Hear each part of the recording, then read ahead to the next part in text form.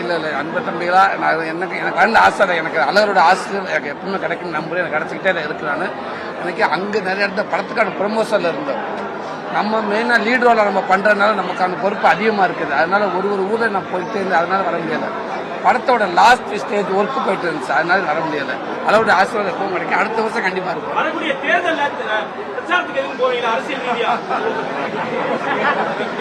நல்ல விஷயம் தான், ஆனால் எனக்கு வேலை நிறையா இருக்கு. இல்லை இந்த முதல்ல கிடைச்ச தக்க வைக்கணுமே. அவங்க முன்னாடி நடிகரை நின்றுட்டு இன்னைக்கு என் மாமன் நிறைய பேர் கத்துறாங்க, என் தம்பின்றாங்க, அண்ணன்றாங்க. இதை நான் தக்க வைக்கணும் இல்லையா? இந்த வேலையை பார்ப்போம், இந்த வேலையை பற்றி செஞ்சுக்கிட்டு இருப்போம். இந்த வேலையை எப்படி நான் விட்டு போக முடியும்? ஸோ இதுல என்னை தக்க வச்சுக்கிறதுக்கு நிறைய தூரம் இருக்கு சினிமா. அதுக்கான வேலையை நான் ஈடுபடுறேன்.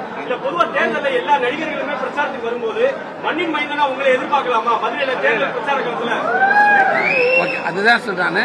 இப்போதைக்கு உங்க மண்ணின் மைந்தனா நான் சினிமாவின் பயணமா போய்கிட்டே இருக்கட்டேன். நீங்க எதிர்பார்க்கறது எப்போன்னு எனக்கு தெரியாது. தேங்க்யூ.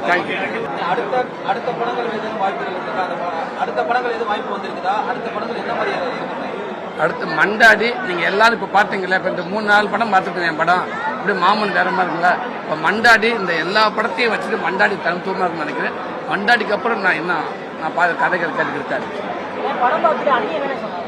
ரொம்ப சந்தோஷப்பட்டாங்க. ஃபர்ஸ்ட் ஹாஃப் பார்த்துட்டு சூப்பராக சொன்னாங்க. செகண்ட் ஹாஃப் பார்த்து ஃபோன் பண்ணிட்டு பேசவே இல்லை. என்னன்னா என் பாப்பா சொல்லிச்சு, அழுதுகிட்டே இருக்காங்க அம்மா அப்படின்னுச்சு. அதுதான் படம் அந்த மாதிரி தம்பி எமோஷனல், ஒரு சார்ந்து எமோஷனல்.